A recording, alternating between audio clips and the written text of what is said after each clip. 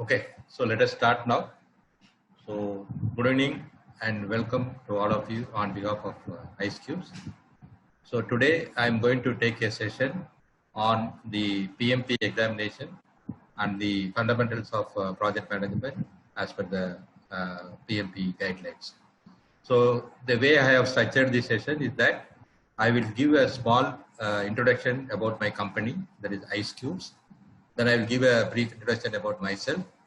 Then I will just give you some information regarding the PMP examination. Then I will just give you a very high level overview of the PMP guidelines.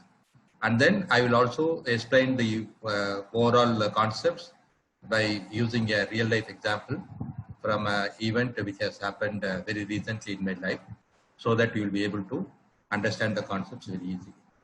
So I would like to first start with a brief introduction about my company.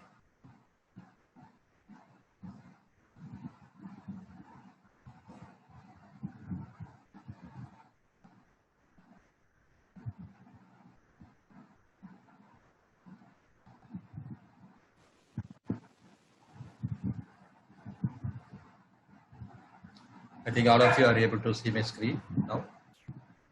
Okay. So the name of my company is, so we are based at Chennai and we are a process improvement consultancy started in the year 2015. So our main services are into three verticals. The first one is the Lean Six Sigma and PMP implementation. So our major customers are multinational companies like Amazon, Dices, Rocket, the fourth largest starch manufacturers in the world, and Abraj Energy Services in Oman, who are into the building services. Then the second service is regarding the online classroom and corporate training in PMP and Lean Six Sigma. So in Lean Six Sigma, we offer the yellow belt, green belt, and black belt training. So our major customers in this vertical are Hyundai Motors India Limited, TUV Germany, Dices India, L&T Valves in Chennai, Tata Communications in Chennai, Mahindra and Mahindra Finance Chennai, then Standard Chartered Bank, and then Pfizer Healthcare India Private Limited. So these are the, some of the companies where we have offered our corporate training services. In addition to that, we also offer trainings on behalf of our company, and I also take trainings on behalf of some other training institutes. Then the third vertical is implementation of lean management in manufacturing and retail sectors. So here we focus more on the supermarkets. So we some of the renowned chains of supermarkets in Chennai, they are our major customers, and we are also offering some lean management consultancy services to some of the MSMEs. So a brief introduction about me. So my name is Annabalai. I am a BTech graduate from IIT Varanasi. I passed out in the year 1985, and I have currently around a total of 35 years of experience in process management. So throughout my 35 years of my service, I have worked in manufacturing and service domains, both in the production and quality departments, in reputed organizations like Murugappa Group, Siemens, and SBI Global. And for the last 5 years, I am just working as a consultant. So I was certified as a black belt way back in 2004, and I was certified as a master black belt in Lean Six Sigma from the prestigious Indian Statistical Institute, Chennai, in the year 2014. So I have vast experience in training and implementation of Lean and Six Sigma, both in manufacturing and ITS sector. And I was certified as a project management professional, that is PMP, in the year 2011. And my current certification is valid till August this year. And I have hands-on experience in applying the best practices of project management to complete the complete projects on time and below budget. So with this experience, I am just offering the training and the implementation services, both in Lean Six Sigma and PMP. So with this brief introduction about my company and myself, I will just move on to the PMP certification. So regarding the PMP certification, let us first try to see what is PMP. So PMP, the full expansion is Project Management Professional. So PMP, Project Management Professional, is the most popular project management certification in the world. So you know that project management is becoming very, very important nowadays. So over the last few years, from US, a lot of companies are moving this project management role to offshore countries like India, and there is a huge requirement for PMPs in India. And the certification agency is the Project Management Institute, PMI, which was established in 1969 at Philadelphia in USA. So this certification is given by Project Management Institute, that is PMI. So along with PMP, they also offer many other certifications in project management. So the PMA started giving this PMP certification right from the year 1984, and from 1984 till 2020, you can see there is an exponential growth in the people getting certified as PMP. If you can see this slide, around 700,000 people have been certified in the year 2015 as PMP, and it is around 1 million now in the year 2020. So there has been an exponential growth over the past 50 years in the PMP certification. And the next popular project management certification Prince2 is very way behind. You can see that out of say 10 people who are certified in project management, more than 8 people will be certified as a PMP, and maybe 1 or 2 people will be from other certifications like Prince2 or something. So the next popular certification, project management certification, is Prince2. So the main difference between PMP and Prince2 is more popular in European Union, and if you are looking for some job, or if your customer or if your parent company is based in European countries, then Prince2 will be a better choice for doing the project management certification. But if your parent company or if your customer is from US, or you are looking for a job in US, then the PMP is the best, better choice, because there is a lot of credit given for PMP certification by US-based companies. So the main reason is most of these US companies have already been aligned to the PMP terminologies and concepts, and they expect the offshore project managers also to be aligned to the PMP concepts and terminologies, so that the communication and the project implementation can be very smooth. So that is the reason why PMP is also getting more popular in India, Middle East, and Singapore, and countries like Australia and New Zealand. So there is a very good scope for the PMP certification all over the world. And if you see the next graph here, so this is actually the demand for the project management roles by the year 2020. You can see that in India itself, there is around requirement of around 9 million project managers in India. And so there is a huge opportunities for the PMP professionals in India. And one of the main advantage of taking a PMP certification is that immediately upon getting the PMP certification, you can expect 25 to 30% increase in your salaries, and there will be a lot of recognition within your organization also. And in most of the Middle East countries, this PMP is being now considered as one of the major basic requirements, so that the people can fit onto their job whenever there is economical or political trouble. So in that way, PMP is getting more and more important and popular. So for getting the PMP certification, there are 3 major eligibility requirements are there. So the first one is the educational background. So the second one is the project management experience, and the third one is the project management education.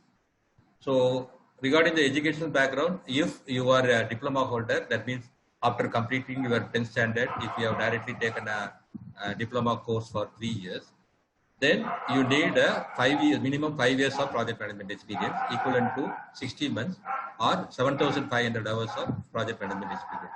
So whenever you are filling the application form for taking the PMP examination, then you'll have to give the evidences for having this 7,500 hours of project management experience. In which organization, what was your role, what was the project, and what was the duration.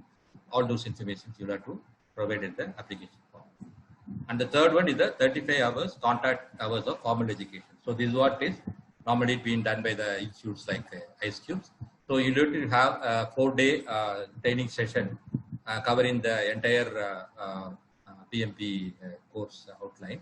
So this is actually run for 4 days, so 35 hours certificate.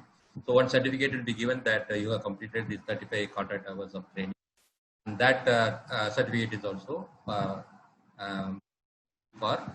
taking up this exam.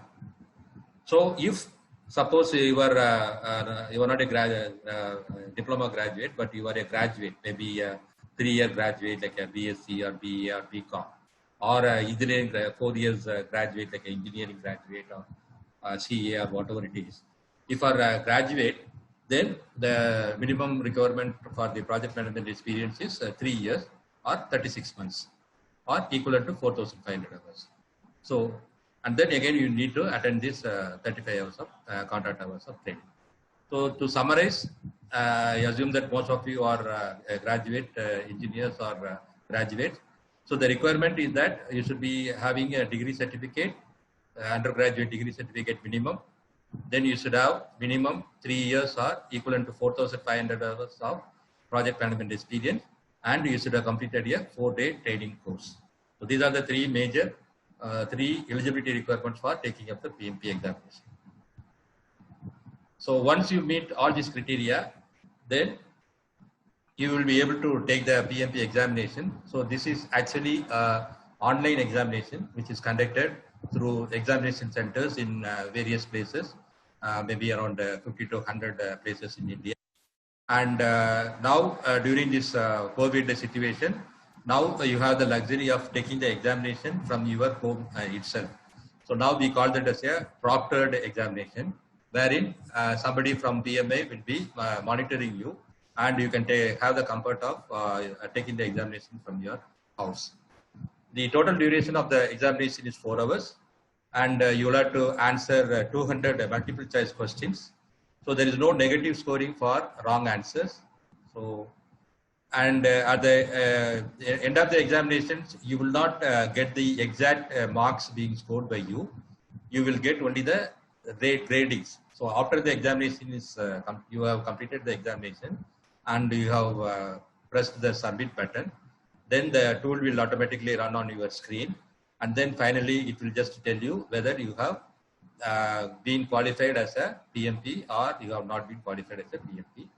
And then whenever you are leaving the call, then you will get a, whenever you are leaving the hall, then you will get a certificate from the examination center, whether you have passed the PMP or not passed the PMP, and the grading also will be given. So the grading will be based on the 5 process groups, which we will be learning shortly: the initiating, planning, executing, monitoring and control, and closing. So these are the 5 process groups. So in each of these process groups, what was your performance? Whether it was below proficient, moderately proficient, or proficient. So you will get only the grading. You won't get the marks, whatever have been actual marks that has been scored by you. And the exact passing score is not made public. Even though this PMP examination is conducted for the last 36 years, it is not like any other examination, like there is a cutoff percentage, minimum cutoff percentage which you should score, or like, what I think somebody is really raising the hand. So one request to all of you, since the time is very short, you just keep posting your questions in the chat the same. And once the session is completed, then I will answer all your questions. Okay? Because otherwise, then I think I will not be able to complete it on time. So the exact passing score is not made public, and then what is the cutoff percentage you need to score, or whether the top 100 or 1,000 or 10,000 people who are appearing on a particular day or month, that they will be passing this examination, nobody knows. But the concept, we feel, or there is a general agreement that if you are getting more than, scoring more than 75% in the examination, that means out of 200 questions, if you are able to answer more than 150 questions answer correctly, then there is a possibility that you will be certified as a PMP. If you are scoring above 140 to 150, that means that is a borderline case. Below 140, then I can say that you may not be passing the examination. So, but whenever you are writing an examination, that whenever you want to appear for the PMP, it is better that you prepare yourself so that you will be able to score more than 80%. So that even if the examinations are tough or whatever it is, still you will be able to score more than 75% and then you will be able to pass it. So while you are preparing for the examination and you are taking some mock test and you are consistently scoring above 80% in at least 3 mock examinations, then that is the right time you can just start appearing for the examination. So why I'm putting a lot of stress in this is because this examination is a bit costly. So the fees for writing this exam is $555. So roughly around 40,000 rupees. If you are a non-member of the PMI, that is the Project Management Institute. If you are a member of the PMI, then the charges are $405. But again, there is a charge for entry fee for the being a member of the PMI, that is around $130. So all inclusive, that will come to around $440 or $445. $545 or $555. So there is not much difference. So the advantage of being a PMI member and taking the examination is that you will get the PMBOK. We call it as a PMBOK. That is a project management body of knowledge. So based on which the questions will come in the examination. So that soft copy of the book will be available free if you become the PMI member. So by paying the same amount, roughly around $550, you'll be able to appear for the exam, as well as you'll be able to get this book free. Whereas if you are a non-member, then you will not be able to get the book free. And if you were to pay for the book, then that will be roughly $100. So you'll be saving around $100 for buying that book if you are a PMI member. So that is why I recommend you take the PMI membership for 1 year, and then you can take the examination. And then from the second year onwards, depending upon whether that membership is adding value to you, you can continue the membership or you can just drop it. The examination is based on the situational questions based on the PMBOK, that is the Project Management Body of Knowledge. It is roughly around 800 pages book, and the questions will be, you will not get any direct questions. It will be a situational question. The question will run like, suppose you are a project manager running a construction project, and suddenly you find that all your team members are concerned about a particular issue. Then what will be your reaction? Or then they will give you 4 answers, and then the best answer will be the correct answer. So the situational questions will be asked in the examination. Okay. So with this, I have just given a brief introduction about the some important points about the PMP examination. So now I will move on to the fundamentals of project management. So to start with, we will just see what is the definition of the word project. So a project is as per the PMP terminology, a project is a temporary endeavor undertaken to create a unique product, service, or result. So that there are mainly there are 3 characteristics of a project. The first one is a project is undertaken to create a unique product. Unique product means a product which has not been made before. So it may be a unique product, or it may be a unique service, or it may be a unique result. To give you an example, say for example, a car manufacturing company, they are actually taking up a project to develop a new model of car. So development of new model of a car is a project because the end result is a unique product. Or a training company is now creating some content so that they want to start a new training program. So that is a unique product as far as that particular organization is concerned. So then that is a project. So whenever endeavor is taken up, initiative taken up to create a unique product or service, then we call it as a project. We also take some improvement projects. So that is why we call that as a unique results. So for example, in a company, the production department, the yield is very less at 90%. They want to take up a project to increase the yield from 90% to 95%. Then we call that as a project because now till all along the company has been producing only at 90% yield, and now after the project they will start producing at 95%. This is a unique result. So the project is taken up to create a unique product, service, or results. Then the second characteristic is it is temporary. So temporary means it is actually having a clear start and end date. So even though some projects may run for say 10 years or 15 years or 20 years, say for example, some creating a metro railways.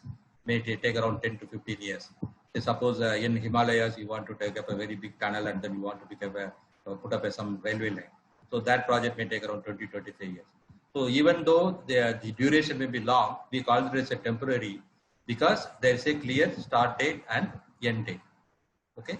So a project is a temporary endeavor because there is a clear start date and end date, and the end is reached when either we are the objectives of the project are achieved, or we just give up the project saying the objective cannot be met, or when we started the need for the project was there, but after some time we find the need no longer exists for the project.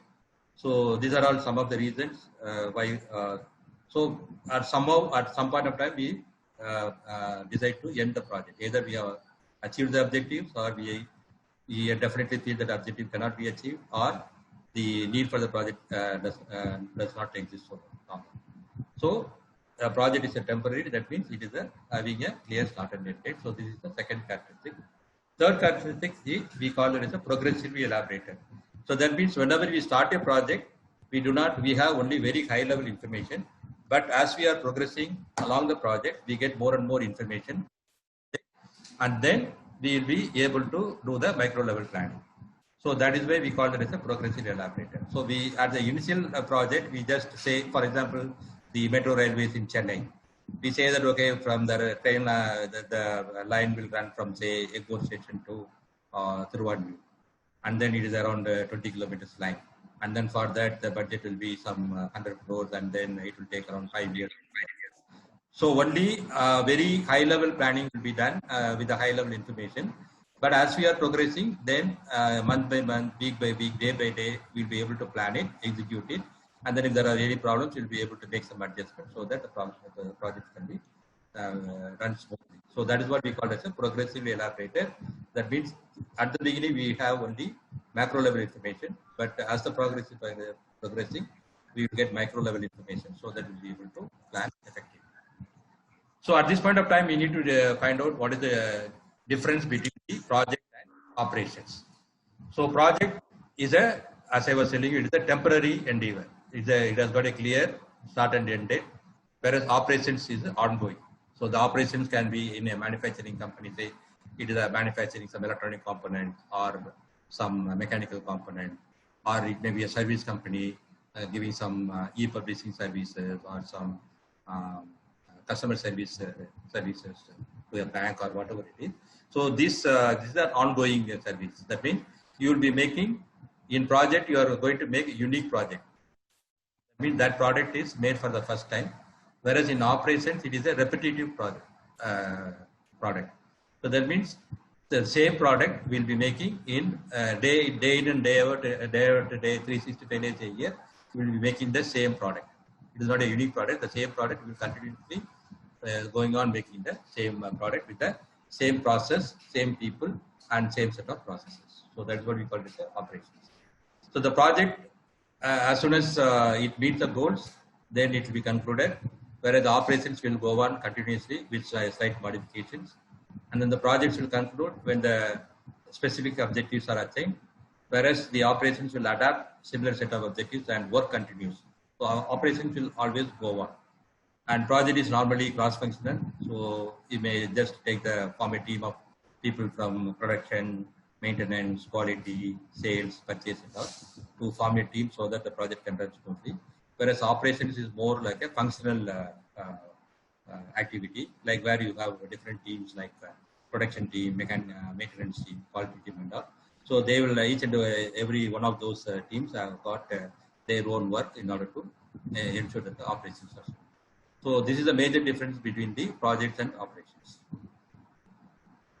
So when we talk about a project management, what is a project management?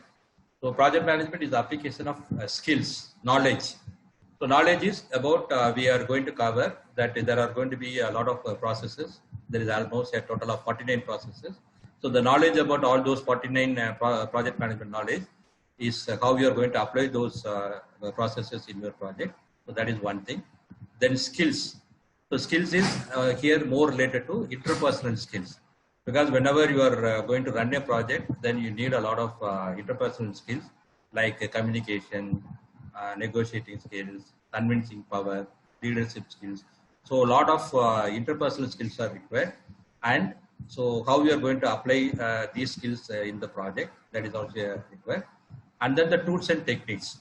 So you'll be using a lot of tools and techniques, like you'll be using some 7PC tools for controlling the quality. You will use the critical path method for or a Gantt chart for the scheduling, and then for budgeting you will be using some other tools. For risk management, again there are some tools are available. So all these tools and techniques, how you are going to apply in your project. So the application of knowledge, that means the knowledge about the 49 processes in the project management, then the interpersonal skills, and the tools and techniques which are related to the project management activities. So how you are applying all those in your project. So that is what we call it as a project management. So application of all these will help you to achieve the project goals and meet the specific success criteria. Because you know that whenever you are taking up a project, the main result expected is you need to have completed the scope of the project. That means whenever you start a project, you started a project in order to get the benefit, some benefits.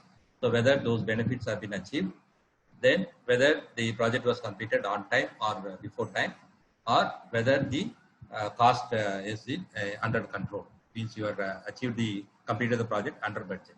So in order to achieve these results, then you project management skills, so that these knowledge, skills and tools and techniques, how you are going to apply in your project, because it is a project management. So whenever you are doing a project, there are 5 different phases in a project. So we call that as an initiating phase, planning, then executing, monitoring and control. So now I will just give you a brief explanation about what are the different activities and the different phases of the project. So in the initiating phase, the processes performed to define a new project or a phase. So this is the phase in which a project is formally launched in an organization.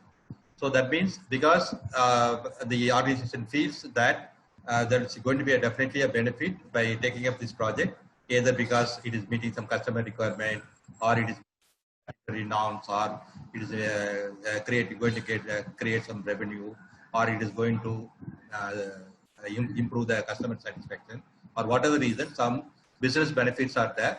So in order to achieve the business benefits, this project is to be taken up. So this will be formally taken up as a project and approved during the initiating phase. So the initiating phase, you will have to have a business case, and then the business case has to be approved by the senior management, and the project will be formally approved, and a project manager will be formally appointed by the organization. So this is what happens in the initiating phase. Then once the initiating phase is over, then the planning phase starts. So the planning, in the planning phase, establish the scope of the project and define the course of action required to reach the objectives of the project or the phase.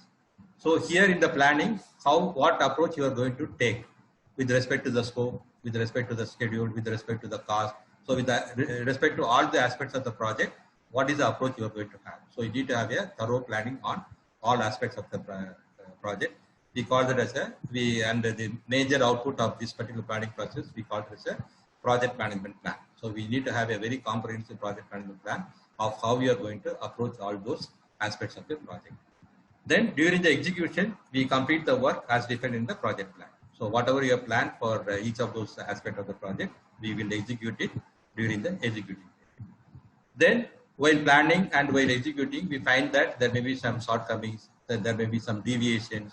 So there may be some unexpected things happening, because of which we may not be able to achieve the required quality or required productivity, or the scope has changed, or some other risk has, some unanticipated activities are happening. So in order to have a control over that, we'll have to closely do a monitoring and control. So in monitoring control, what we do is we track, review and regulate the progress and performance of the project, identify correcting tasks if required. So with respect to the quality, or with respect to the schedule or budget or something like that, so we have a periodic review meeting, maybe a weekly or a fortnightly or a monthly meeting, depending upon the total life of the project. And then we just review whether the project is going as per schedule or as per budget, whether some new risk has evolved, then what are the actions we need to take. So we just track the performance, then we review, and if any corrective actions are required, we take this action so that the project is on track. So this is what is done during the monitoring and control. Then during the closing phase, finalize all activities across all process groups to formally close the project as a whole. So finally, we'll have to formally close the project so that yes, the organization is known that this particular project has been taken up in order to achieve these business goals. And at the end of the project, these business goals have been achieved and the project has been completed as per the timeline plan and as per the budget whatever has been planned. So that is what is done in the closure stage. And we also normally make a lessons learned document. So whatever the experiences, whatever the issues we faced during those project implementation and planning, so that is documented so that in future, if similar projects are taken up, then we have some sort of a documentation available for the organization so that they can refer. So these are the 5 important phases in a project: initiating, planning, execution, monitoring and control, and closing.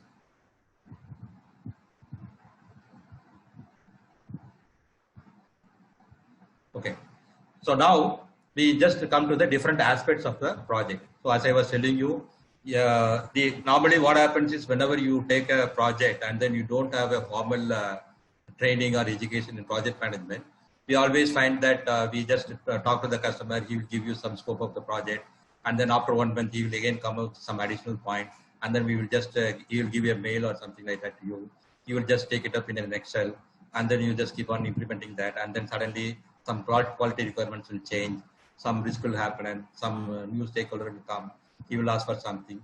So there will be a lot of confusion will be there, and then it will be difficult for you to keep the schedule and the cost within the control. So in order to avoid that, the project management institute, that is the PMA, as a part of the PMP course, it has given a structure or it has got a framework by which the different aspects of the project management has been divided into 10 knowledge areas.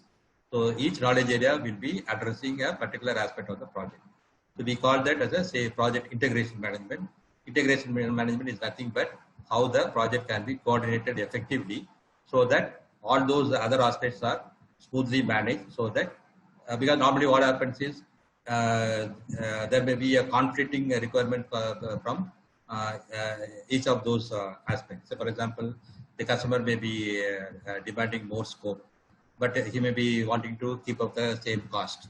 So that means he wants more scope of work to be done, but he wants to keep the cost constant. That means there will be a stress, right? So there will be a contradicting requirement will be there. So how we are going to effectively manage it so that the customer requirements are met. That means we are working on increased scope, but with the same cost.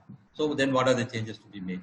So all those points have to be taken care. So this is what we call as the integration management, coordination, and whenever some changes are requested by any of the stakeholders, then we will have to immediately see how that particular requirement is having the impact on all the other knowledge areas, and then what are the actions we need to take so that these contradictions are sorted out.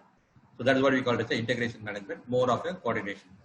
Then scope management, time management, cost management, quality management, HR management, communication management, risk management, procurement, and stakeholder. So these are the 10 knowledge areas.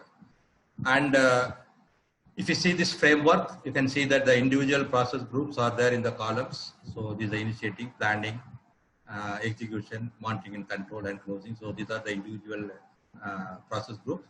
And in the rows, we have the 10 knowledge areas, all those knowledge areas. And then under each of these, we have the individual processes. So for example, under initiating process group, in the integration management, we have develop project charter. So develop project charter is a process under integration management in initiating phase.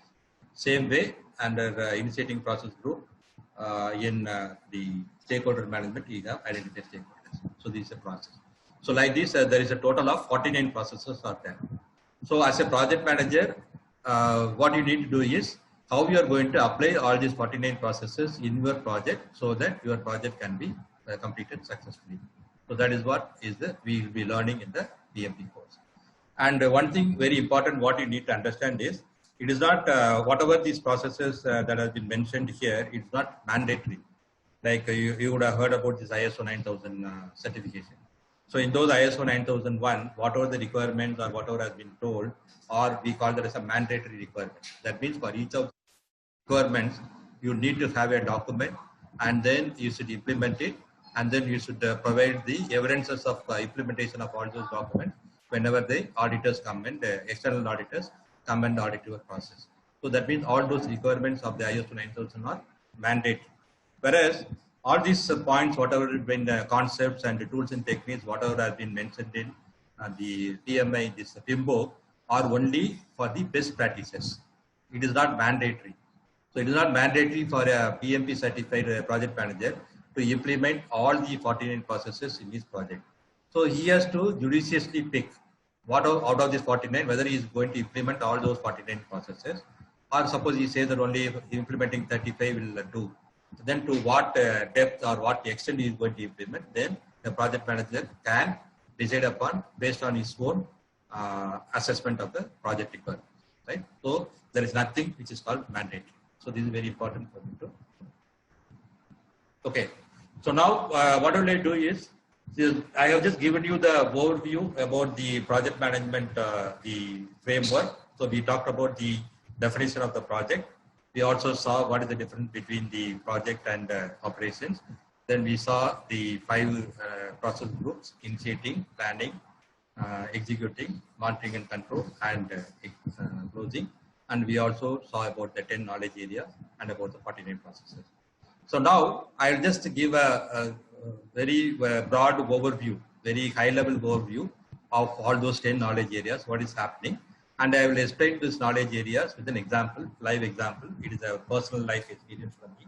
Because I was certified as a PMP in the year 2011. And I have been finding that this exposure to the PMP concepts and terminologies has been helpful to me, not only in my professional life, but also in personal life. So because even in our personal life, we do a lot of projects, right?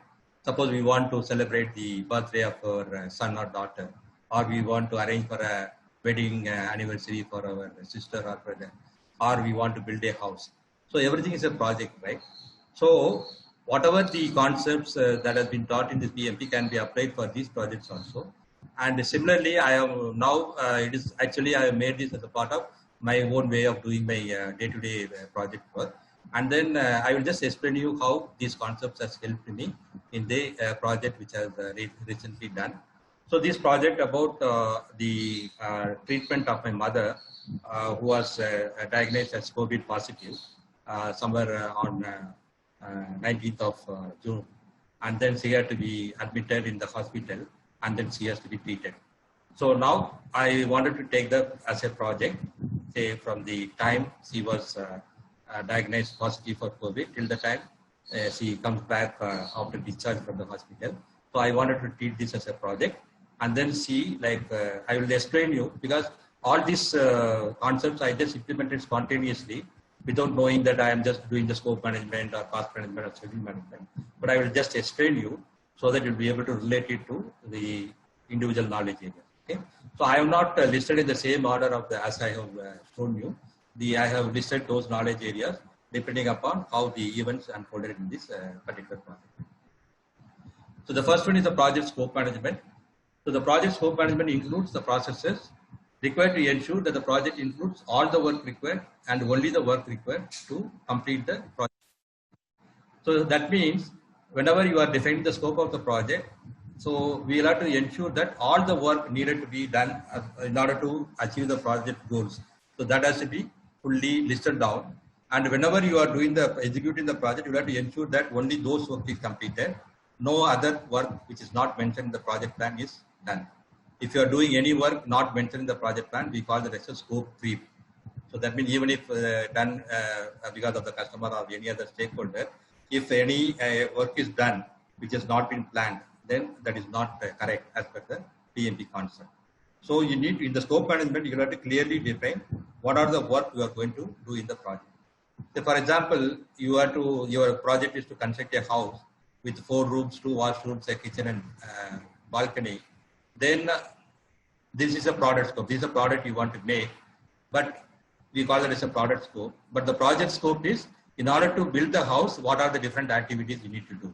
So that means maybe you are having already a land, so you have to get the land approval.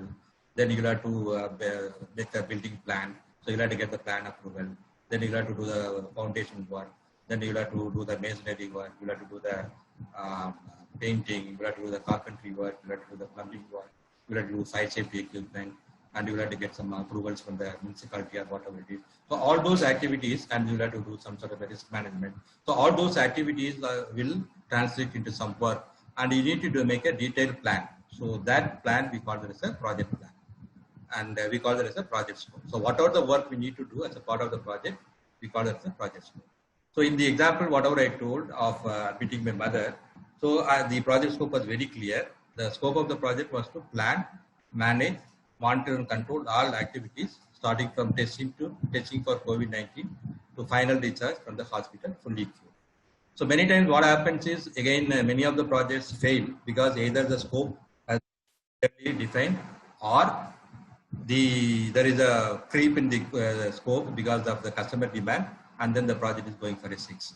So in this project, we clearly ensured that the scope was very focused and it was very clear. That means we just planned all those activities starting from testing for COVID to the discharge from the hospital. What are the different activities needs to be done?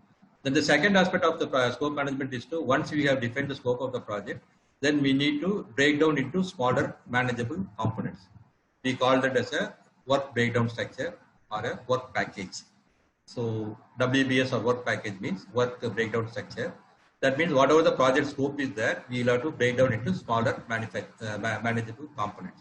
So that is also part of the scope management. And in this project, we just broken down these into manageable components, like arranging for COVID testing, then deciding on hospital or for admission. So this was one of the work package. Admission in a hospital is one of the work package because there are different activities which are involved in getting the admission in hospital. Then all project management related activities, how we are planning and implementing the risk management, procurement management. So all those project management related activities were also done. So that was a separate work package. Then treatment. So when she was in the hospital, whatever the treatment was given to her, that was a work package. And then the discharging and moving to self-quarantine. So these were the different work packages, we can say. That means the entire project has been now broken down into manageable components. So that's a part of the scope. Then in the cost management, includes the processes involved in estimating, budgeting and controlling the cost so that the project can be completed within the approved budget. So in the cost management of any project, what we do is we just estimate what is going to be the cost for the project. So because the cost we may incur because for buying the material, for buying the infrastructure, for manpower cost, and then all those other operational expenditures will be there. So we'll have to make an estimate of what is going to be the expenditure for the budget, and we also have to see like how the funds are going to come, whether we are going to borrow the money, whether we are going to get it as a loan, or whether it is going to be funded by the profits or whatever it is. So in the cost management, we will have to see how much money we are going to spend, and when we are going to spend, and how we are going to get the money, and when we are going to get the money. So all those things needs to be really planned. And whenever any unexpected events happen, and then which involves amount of some money is involved, then how we are going to control them. So how we are going to estimate the cost, how we are going to allocate the budget, and how we are going to control cost in at times of unexpected happenings. So that is done during the cost management. So for this project, we initially thought that we will admit her in the private hospital and incurred in the nearest private hospital, and then we got a information that it will cost around 10 lakhs for the entire period of 15 to 20 days for the time. And then we thought that we will just use the cashless insurance to be available because he had insurance policy. And then we knew that the entire amount of 10 lakhs will not be covered by the insurance, and then the balance amount, whatever will be there, that will be equally distributed among the family. So this is what we talked about. We thought about the cost management for the project. Then what happened was when we really she was tested positive. She got the results on 19th of June, and 20th morning when we really wanted her to get her admitted in the private hospital, then we came to know that the private hospital was full, no beds were available. And the other important thing what we came to know when we further dig deep was that in the private hospitals, they just treat only the asymptomatic cases. And then whenever some symptoms develop and then the condition become very critical, they refer to the general hospital, GH only, government hospital only. So then we thought that all our plans went for S6 because we just were not very, we didn't get that information that beforehand. Because on the one hand, we have to spend some 10 lakhs, so it's very expensive. At the same time, whenever the condition becomes critical, then again, they are again referred back to the government hospital. So again, there is no the value for money you are getting, right? Because it's only for keeping only the asymptomatic patient there, having that taking that much of money. Then we thought that okay, now we had the option. And the other important thing what we had was in the private hospital, they just delay the process of shifting to general hospital till the time it become very critical. And then at that later point of time, again, if you are go to the government hospital, again it's too late, so that it may not be very difficult for the government hospital also to save the life. So that was again one of the very important points which made us to take a decision of admitting her in government hospital. And then once we decided that the government hospital, we will admit her, then again the role of the stakeholders or the stakeholder management became very important, because you know that in Indian conditions, in the general hospital, in the government hospital, if you want to have good treatment, then you should have more known people at different levels, at the topmost level, at the working level, and at the staff level, at the different level of people at the hospital.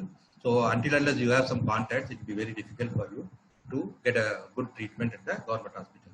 So then the stakeholder management became very important. So the project stakeholder management includes the processes required to identify the stakeholders, analyze their expectations and their impact on the project, and to develop appropriate management strategy for effectively engaging stakeholders in project decisions and execution. So now the people, the senior operation people in the general government hospitals, and then how to reach them. Again, the people who are going to connect us to those people become very critical stakeholders. So when we really did an analysis of who are going to be the stakeholders, then family members at site, because you know that again because she was admitted in Madurai, so Madurai was also put under lockdown. So we need some of the family members who are at Madurai itself, because they are going to have a very crucial role. And then so they are the major stakeholders. Then senior doctor relatives will be able to connect us to the administrative officers in the GH, who will be able to give the top level support in the general hospital. So they become the critical stakeholders. Then the visiting doctors in general hospital, even though we have some contacts at the very high level, until unless we get some contacts at the working level people who really visit the patients on a daily basis, then again those doctors also, visiting doctors also become the this thing. And then the nearby patients in the hospital, they also become very critical, because initially we thought that no attenders are allowed. And then since he's aged at 80 years, until unless we have some people, known people, then she will not be able to survive. So that the nearby patients in the hospital, they also become critical stakeholders. And other family members we are supporting from outside. So we have identified the stakeholders, and then we ensured that there was a proper communication at all levels. So we were just through the senior doctor relatives, we are talking to the administrative officers in GH, so that she was able to get the proper attention. And then the visiting, our junior members, doctor members in our family, they were constantly in touch with the visiting doctors, so that she was able to get the day-to-day attention. And then we are also talking to the nearby patients, and so that our communication was all at a different level, so that we were able to retain the support, and then we were able to prevent any surprises. So whatever was happening in the hospital was immediately conveyed to us, so that we were able to react to all those. So stakeholder management is a very, very important aspect of a project management. Then the resource management.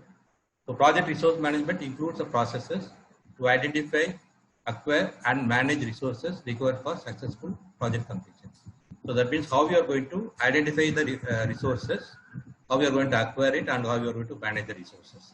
So the resources include the human resources, the materials, the infrastructure needed for the project. So all those are the resources. And as a good project manager, you have to ensure the availability of the right resources at the right time and the right place. so that the project can move on smoothly. So right resources at the right time and the right place. So this is very, very important.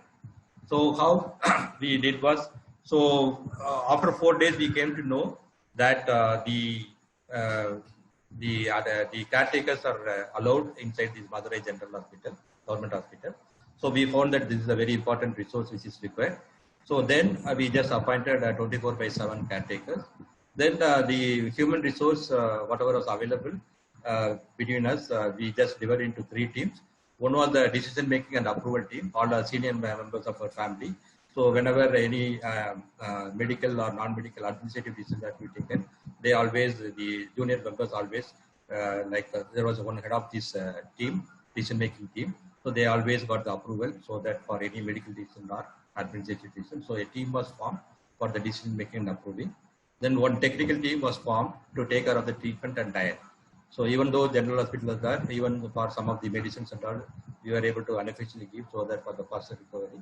So a group of junior doctors in our family, they were just planning, and then we had a head of that particular team who was constantly interacting with the senior team for approval. Then we had employed a 24/7 caretaker, and then we had a non-technical team who were involved in the administrative issues, like how to make the purchase anything which is required, or if any administrative something has to be moved within the some test has to be done, how to arrange for within the team. So all those non-technical teams, in order to handle those activities, we put a non-technical team, and then there was a head. So all those people, there was a close coordination, and with that we were able to allocate the different resources based on the requirements of the project. And then for monitoring the conditions, we just symptoms we just managed. We bought some digital thermometers, then oximeter for measuring the oxygen content, and then we also bought oxygen for home treatment. This I will explain the importance of that in the future slides.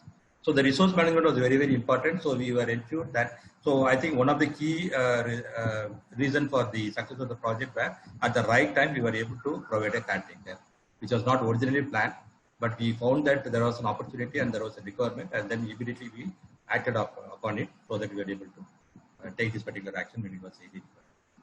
Then in project communication management is very, very important, because 90% of the project manager's time is spent on communication. So how communication, what is project communication management? It includes the processes necessary to ensure that the information needs of the project and its stakeholders are met. Because so many stakeholders are there, and then until there is a proper communication between all the stakeholders, then we will not be able to have an effective planning and executing and monitoring and control. So communication is a very vital need of a project. So in the project communication, we just see how the information is generated, how they are collected, how the information is stored, how it is distributed, so that all the project informations are given to the right people at the right time for taking the right decision. So we also know that in a project, we will have to always have a high-level project communication between the sponsor, senior team of the customer and everybody. So there has to be a high-level project communication has to happen. At the same time, at the working level also, project communication has to happen so that the project can be completed successfully. So in order to ensure the smooth communication, we created a WhatsApp group for communication between our family members and caretaker. So we just appointed one coordinator from our family, so who was the person who will be giving some instruction to the caretaker through the WhatsApp, so that they will be able to implement our decisions there. And same way, whenever they are monitoring her health, and then they have something to share, they will again provide update in the WhatsApp, so that the communication was very effective. And then every day there was a conference call between the technical team members on diet and medicine. So depending upon the progress of the day, how our health has progressed, they were just discussing about what medicine should be taken, what diet should be given, so that she'll be able to recover fast. And then there was always a daily review with the technical, non-technical heads. So always we used to have some sort of a conference call every night, maybe for 15 minutes, to see what has happened, what has not happened on the day, and what needs to be done for the next day. And then every daily basis, we were just updating all the information to our senior relatives, so that we were able to get the top management support from the government hospital. Then again, the risk management is also a very, very important aspect of the project. So the project risk management includes the processes of conducting risk management, planning, identification, analysis, response planning, and controlling risk on a project. So identifying the risk, then prioritizing the risk and planning the risk response, and when the risk is happening, how we are going to implement those risk response plans. So this is the these are the different activities in the risk management. So again, we also during our project also we just identified the many risks, and then we took some corrective actions, so that whenever those actions happen, then we were able to ensure that because of the unexpected changes, the treatment was not affected. So one of the examples here is there are for the response planning for any of the threats, there are 4 different response plans are there: avoid the risk, or accept the risk, mitigate the risk, or transfer the risk. So this particular tool we used for deciding who should be there with the patient at what point of time. So till the time the initial symptoms were seen, so till the time she was admitted to the hospital, we had to accept that somebody has to be there with her, so that to take care of her day-to-day activities and then ensure that everything is happening. So we just put one of our niece to take care of her, accepting the risk that she may also contact COVID-19, and in fact she also contacted, but since she was young, she was able to come out of it. So this is what we call accept. Accept means we just accept that the risk will happen, and whatever the consequences of the risk, we are ready to accept it. So that is the accept strategy for any threat. Avoid means we want to avoid that particular risk to happen. So this has happened to one of my nephew, who was a doctor who was actually coordinating on a daily basis, but he just avoided going into the COVID ward. He just stopped at the main entrance itself, and he was closely interacting only with the caretaker. So he totally avoided going into the COVID disease, so that because you know that he had aged father and mother, and then he wanted to ensure that none of the other family members are affected. So this is the avoid strategy, so that we don't really get into take any action which will definitely aggravate the situation. And then the third one is the transfer. So transfer is, again, we know that somebody has to be there with her, but again, none of the family members could offer to that, because again, we had some elder family members. So then we transferred the risk to the caretakers. So the caretaker was actually maybe a very young couple, and one girl, the girl was also there. So they were very young, and then they were willing to take the risk, and then we just put them so that the risk of contaminating that COVID-19 was transferred to them. And mitigation, then in order to mitigate the risk, again, we just gave them the PPE, like all those shields and sanitizers and blouses and all those masks and everything, so that the risk is mitigated. And when the project was completed, when she was discharged, they were also tested for COVID-19, and both the caretakers were tested negative, because apply all this, take all these precautions.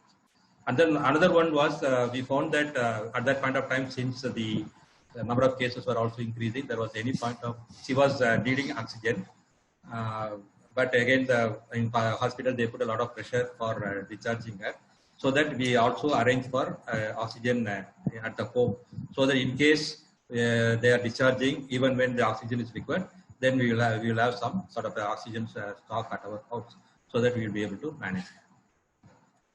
Then the project procurement management. So include the processes necessary to purchase or acquire products, services, or results needed from outside the project team. So if we have to buy or get the services from anybody outside the project team, that will come under the purview of the procurement. So how we are going to plan for the purchase, how we are going to do the purchasing, how we are going to monitor and control the purchases. All those are becoming a part of the purchase procurement. So again, these are the different activities: make or buy decision. Then we have to create a purchase specifications or a document. We have to get a competitive quote. We have to select the vendor based on some multi-criteria, not only the price. So we have to see what is the price they are offering, what is the quality of services or the product they are giving, what is their reliability, what is their attitude. All those things will be taken care of when selecting a vendor. Then there are different types of contracts: fixed price, cost reimbursable, time and material. So different types of contracts are there. So we'll have to select the appropriate contract. Then we'll have to finalize the contract. Then once they start giving the product or service, we'll have to verify and validate. And then finally, we'll have to make the payment. So these are all the different activities involved in the procurement management. And then this knowledge about procurement management helped us to arrange for the right caretaker. So we are followed all these processes for selecting the right caretaker. So that I think if we are able to complete the project successful, 95% of the contribution was from that. We were able to get very good caretaker. And then we also were able to arrange for the life-saving oxygen based on this. And the quality management is also very important. So it includes the processes for planning, managing, and controlling the project and product quality requirements. So then we'll have to how we are going to plan for the quality management, how we are managing the quality, how we are monitoring, recording, and control quality, and how we are going to procure the quality material from the procurement. So these are all the different aspects of the quality management. And for this project, the main parameters to be monitored, quality parameters to be monitored were the symptoms like fever, cough, difficulty in breathing, headache, etc. So whenever we were, as family members, we were talking or we were getting the constant feedback from the caretaker so that she was not having those symptoms, or whenever these symptoms were there, we were able to highlight to the hospital authority so that she was able to get the immediate response from that. Then we are also constantly monitoring because for her she had comorbid conditions in terms of asthma and wheezing trouble. So then oxygen level becomes a very critical parameter. So every hour the oxygen level was monitored, and then based on that we are able to increase or reduce the oxygen level so that we are able to maintain the oxygen level. So finally, the schedule management includes the processes required to manage the timely completion of the project. So these are the different processes: define activities, sequence activities, estimate activity resources, all those things. So the knowledge of these individual processes helped us to take the decision on how long the caretaker's support was needed for us, when the transport was needed from the hospital to the hospital, and from when we are to arrange for the rented oxygen. For taking all those decisions, the schedule management processes were really helpful for us. So integration management includes the processes and activities needed to coordinate the various processes and project management activities within the project. So how these individual 9 different scope knowledge areas, how they were coordinated, everything falls under the integration management. So we started off with the unwritten project charter, then we made a project plan, we made a scope, then we developed a project management plan, then we just implemented the project management plan, then we monitored and controlled the project, and finally we were able to close the project. So when we finally closed the project, the original budget was ₹10 lakhs based on the assumption that we are admitted in the private hospital, but actually how much we spent was only 35,000, so we were below the budget. So the original plan for discharge was 4th of July 2020, but actual discharge was 2nd July, so that we were we are ahead of schedule also, so that the project was successfully completed. So there were for closing the project, we found that 2 important lessons were learned. So one was that the initial project plan was made based on the assumption that we will put her in the private hospital, but only during the middle of the project we came to know that in the private hospital they don't take critical cases, and then because of that we had a lot of sleepless nights, one sleepless night because of that, and this could have been avoided provided we have inquired it thoroughly before the project started. And the second one was, we assumed that based on the situation in Chennai or any other place, whatever is happening, we were under the impression that caretakers are not allowed, even though she was very old, and then she was right from the day one, she was requiring a caretaker. But we were thinking that no caretakers are allowed, but actually they were allowed. And then because of this, she was left alone for 5 days, and because of which she was suffering a lot. This could have been avoided, provided we would have inquired thoroughly before the project started. So these are the 2 important lessons learned during the project. So in any of our real life project also, we'll have to document whatever the lessons learned, so that in future any other people are taking the project, then we'll be able to implement those activities there. So with this, I'm just completing the course material. I think you found it very useful to you. So finally, this is the last slide for you. I think I have exceeded my time by 4 minutes. Okay, so this is the last slide. So there are some advantages of taking the training in IceCube. So what are these?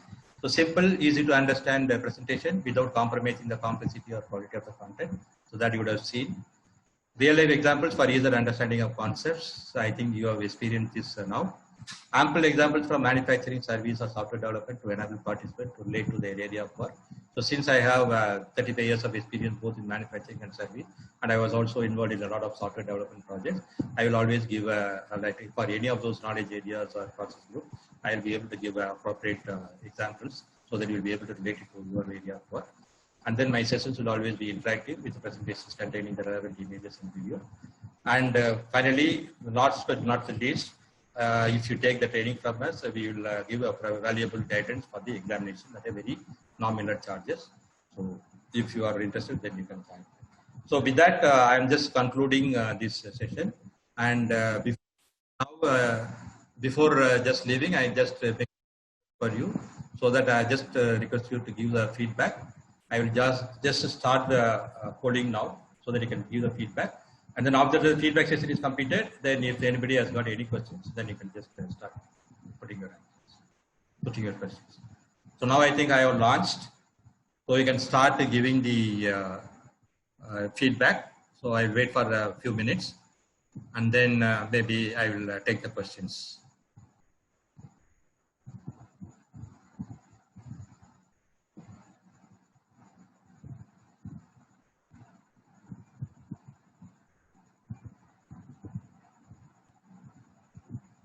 I think the question is appearing, right? Riaz, the question is appearing in the screen, right? Yes, sir, appearing. Okay.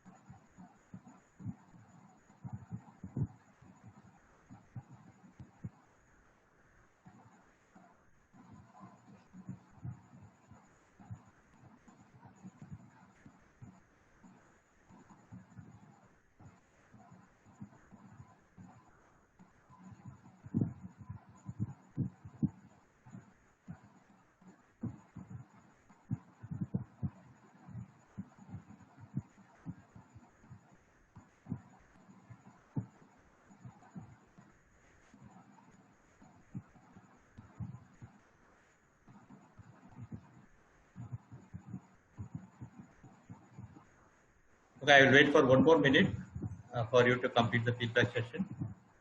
Then we will just move on to the question and answer session.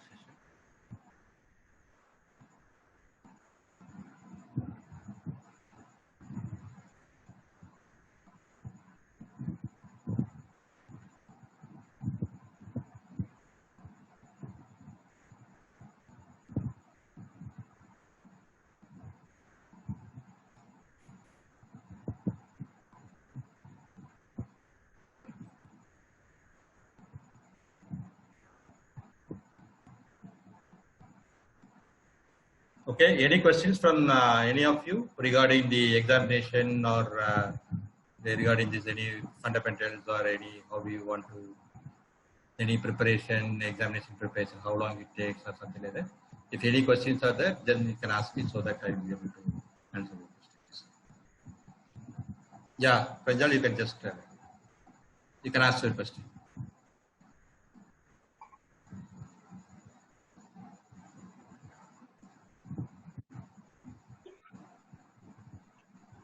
Hi, sir. This is Sunil here.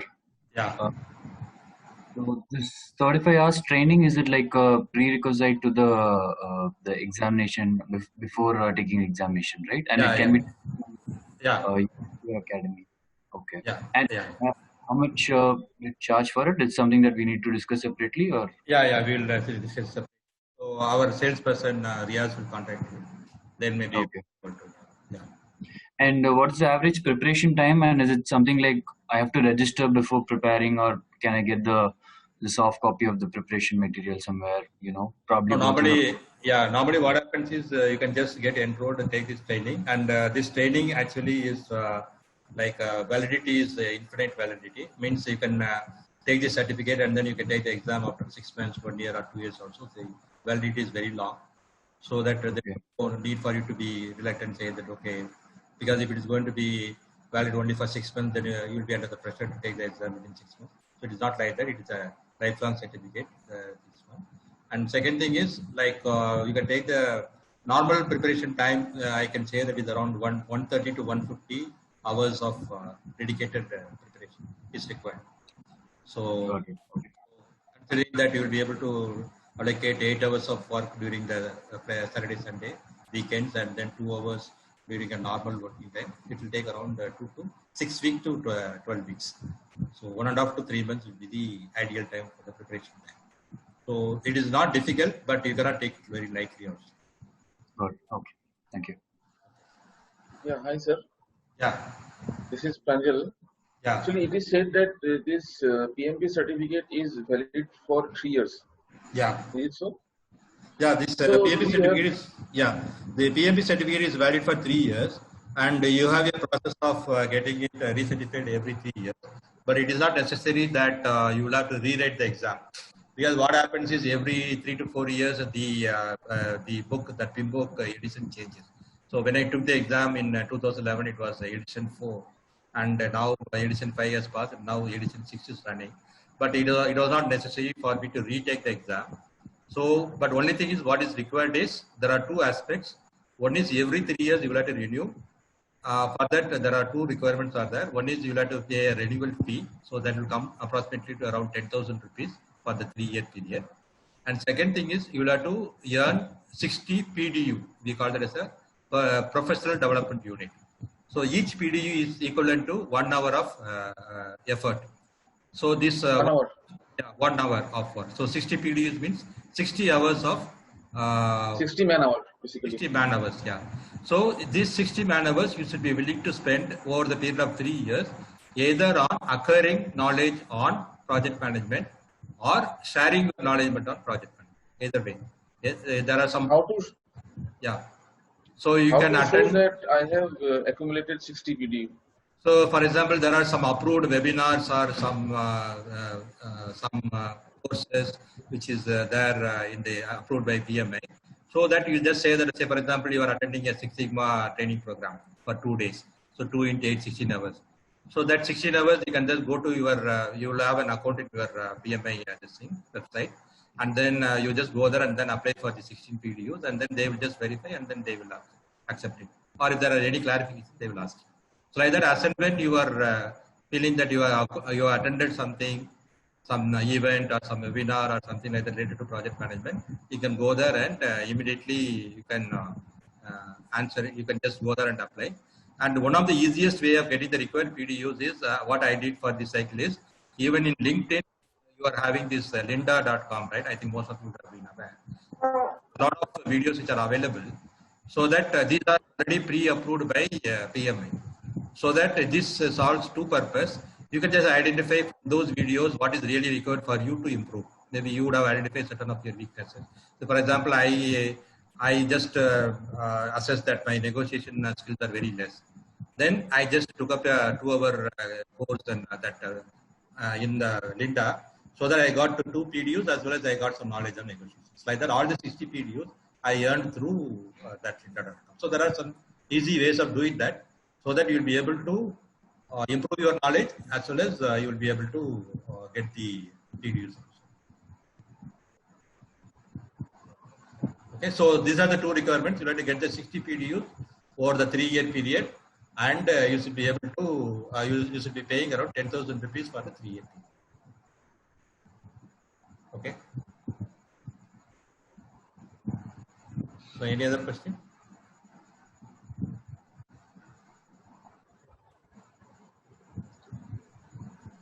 Which are the type of industries where these, PMP certificates are required? So these PMP certificates are like irrespective of whether it is that's what I told you, it is irrespective of any vertical, whether it is a manufacturing, whether it is a pharmaceutical industry, whether it is a IT, whether it is a software development. Everywhere, I think we have a project, and then in order to manage the project efficiently, you need a very good project manager, so that the scope is very wide. It is not limited to, because whatever the concepts you are going to learn and apply, just like how I showed you that a simple project in a medical treatment, how this concept can be applied, right? So similar way, you can just apply this concept anywhere. So it is irrespective of any vertical, it will be very much helpful.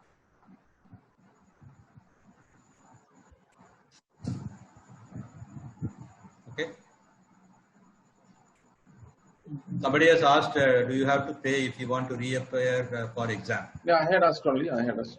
Yeah. So now, as I told you, the first time if you want to attend the exam, it will be $550. And for some people, if you are not getting through first, then there is a time period till the time you will not be able to reappear. I don't remember it is 3 months or 6 months. But after once you reappear, then the fees will be almost 50%, some $280 or something like that. It will be almost half, 50%. And so after completing the course, I mean, in what time we need to appear for the exam? So there is no time limit as such, as I told you. So you can just take the training now. Now what is happening is in 2020 January, there is going to be a very major changes in the examination pattern. Because normally what happens is in this PMP examination, attending the mock test is very important, because then you'll be able to get a sense of what type of questions should be asked and then how it can be addressed.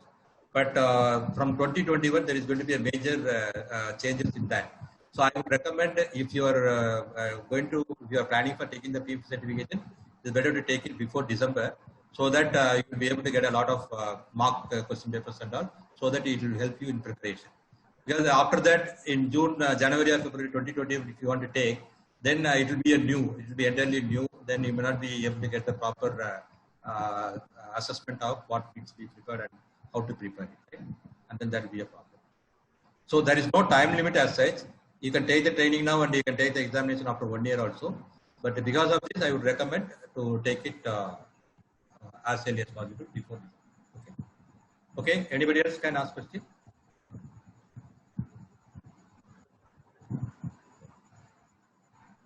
Okay.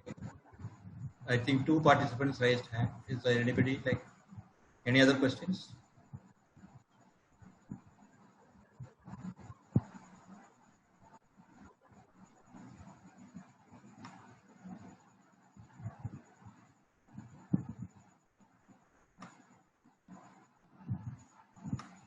I have some problem in seeing the chat. So if anybody wants a question, they can just ask it.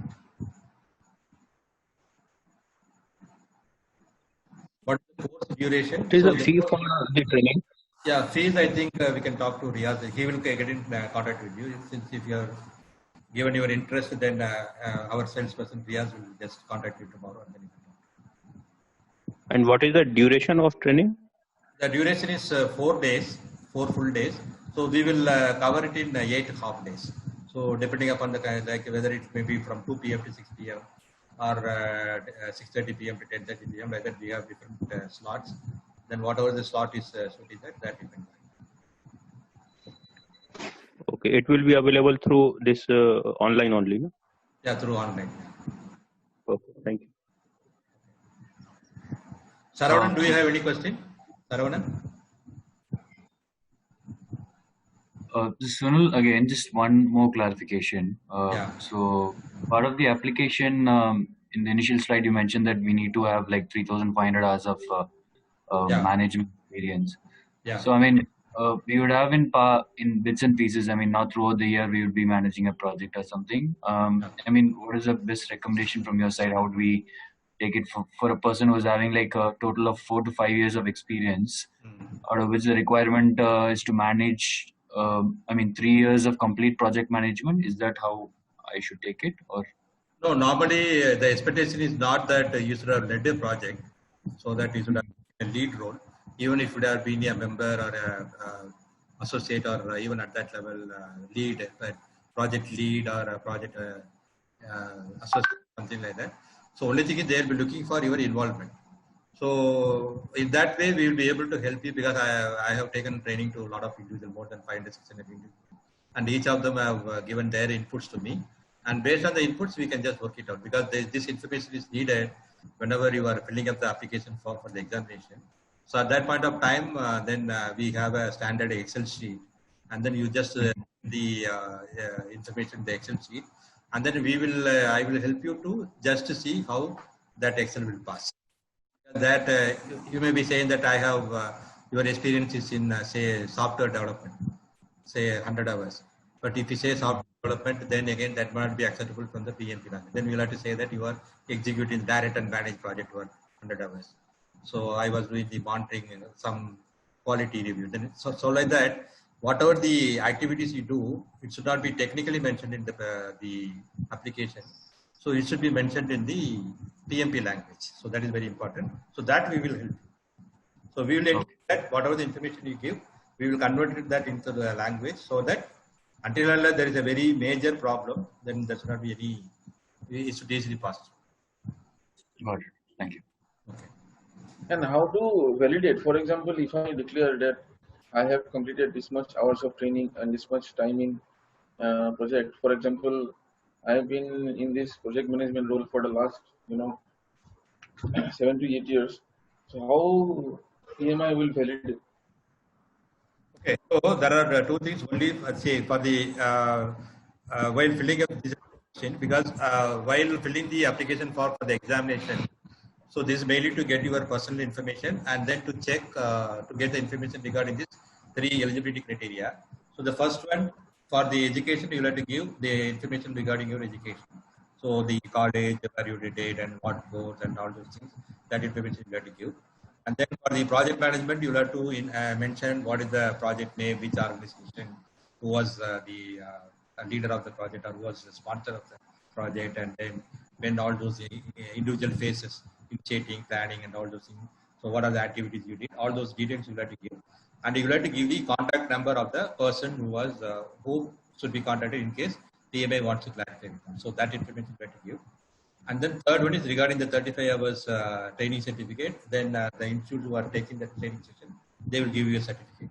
So you have to mention which institute and then when you have taken the training. So that information. So in the application form, you have to give only the information. So what happens is whenever you just fill up the form and then you submit it to your PMI through online, so immediately a certain percentage of the applications will be taken for audit. So immediately, say suppose out of 100 applications, maybe they have said that 2 randomly selected applications will be taken for audit. All the 98 will pass through. So suppose in case your application is one of those 2, then immediately you will get a letter from PMA saying that your application has been taken up for auditing, and these are the information, or these are the evidences you need to produce. So in that case, they will ask you to upload the certificate, your say education qualification. They will ask you to upload the certificate of the 35 hours training, and for the project management experience, they will ask you to. They will just you will have to download some 2-3 templates are there in the PMA. You will have to download those templates and send it to those contacts which you have mentioned in your application, and then they will have to certify, saying that whatever the information you have given is true, and then they will have to put it in a sealed envelope and then send it to you, and then you will forward this sealed envelope to PMI. So they will again open up, and then they will cross check whether the information you have given in the application form matches with whatever they have mentioned. If that matches, then they will approve. So this is how they cross-check whether the information is given. So the cross-checking is given only for those applications where the which are taken for audit. And if it is not taken up for audit, then it is automatically passed. Immediately, then they will say that your application has been approved, and then you can proceed for payment. And then once you have made the payment successfully, then you can fix the slot. Then you can go to the PMA website. There will be a lot of options, which center, what time slot, all those things will be there. So you'll be able to, just like doing your reservations, railway reservation or bus reservation, you just fill up all those parameters, and then you will be allotted a particular slot. And now, as I told you, because of the COVID situation, you can take the exam at the comfort of sitting at home. So basically, the eligibility is we have to deliver some hours of training and some hours of project. Yeah. These are the 2 main criteria. For what? For PMP certification. For getting certified, yeah, you need a lot of experience. So only thing is, what I am telling all my people, all the participants who are attending my training is, you may be a project manager for the last, say, 7 years or 10 years or 15 years. A lot of experience will be there. Definitely, that is very valuable, and they want to test your project management skills. But what is very important is, they will see how far you are aligning yourself to the concepts and the terminologies as per PMP. That is very important. Many times what happens is, like even you can just go through the 4 days of class and you can just say that, okay, I am having 15 years of experience in project management. So whatever these people are telling is very, very easy. You can go there and take the exam. But what will happen is, you will interpret the question and you will select the answer based on your experience, right? You have been aligned to certain organization which is not aligned to PMP or something like that. So the terminology may be different, the concept may be different. And then using that concept and terminology, you will be, say, 100% thinking that that is the right answer. But maybe that answer is not aligned to the PMP concept or the terminology, so that answer may be wrong. So what you need to do is, what I always tell my people is, whenever you decide that, okay, I'm going to take up a PMP certification, then you just unlearn everything from your mind about the project management. Whatever, you just keep everything aside for the 2 months or 3 months, whenever you are preparing for the exam. Then learn everything as if you are learning everything new about the PMP concepts, tools and technologies and terminology. Get yourself aligned. And then read the questions, interpret the questions, read the answers, interpret the answers only from the PMP, the PMBOK point of view. And then you answer the question. So when answering the question, your project management experience will help. But for reading the question, for interpreting the question, for reading the answer, for interpreting the answer, you will have to be 100% alignment with the PMBOK terminology. The concept is very, very important. So that is very, very important. So that is why I told you that this 6 weeks or 12 weeks of preparation is required. And then once you are aligning to that, then your 15 years of experience will definitely help you, because many times you also would have experienced a similar condition, because all the 200 questions are going to be a situation-based questions. They will say that, okay, like you are managing a project and suddenly the team member comes and says that there's a major problem. So the deliverable is going to be delayed by 10 days. And then only yesterday night you are confirmed to the customer that it will be delivered today. So as a project manager, what will you do? Then there will be 4 answers. So based on your current project, you will say that immediately you will inform the customer. That's what normally you pick up. But again, according to the PMP processes and concepts and everything, then maybe you will have to go to the site and then look for yourself, make an analysis of whether there was a real feedback, whatever. So some sort of sub-guidelines are given. So once you go through that, then immediately you will not say that I will go to the customer immediately, I will do this. So that is why it is very important.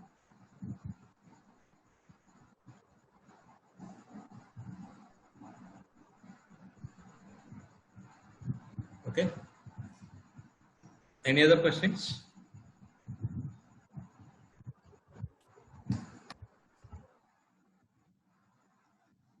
Okay.